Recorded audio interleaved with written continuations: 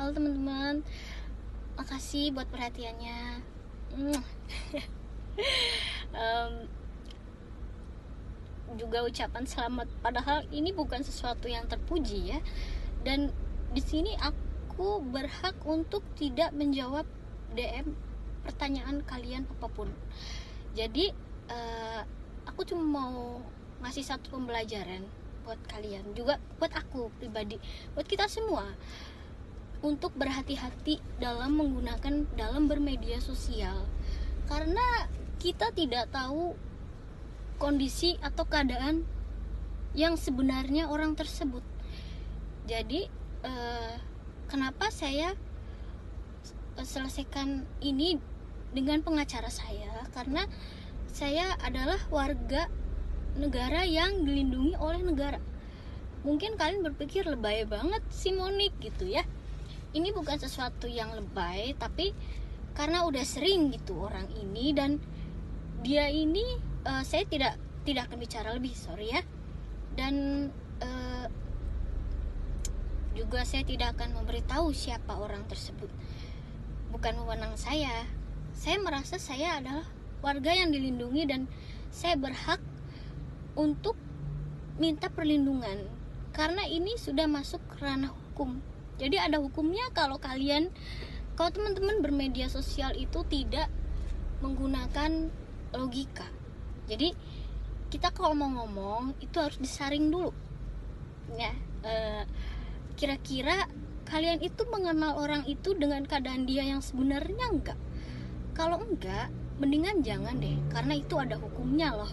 Dan aku berterima kasih banget buat Cici Fani, buat Kordi, dan juga 4 lain pengacara lain yang tidak bisa aku sebutkan namanya.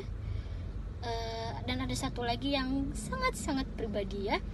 Jadi beliau-beliau inilah yang membantu aku dalam menyelesaikan masalah ini. Dan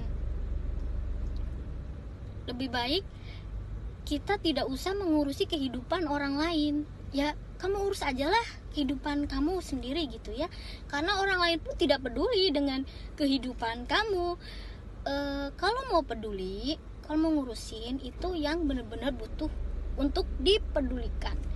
Karena ini sangat menyita waktu sekali ya. Dan saya harus bolak-balik Jakarta, Bandung cuma untuk ngurusin kayak ginian doang.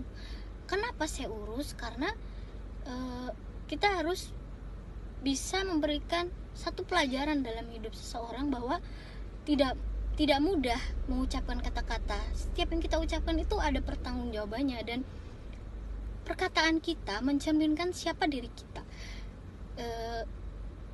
Perkataan kamu mencerminkan siapa kamu sebenarnya. Jadi berkata-katalah yang baik-baik, berbuatlah yang baik-baik, kebaikan semuanya ya.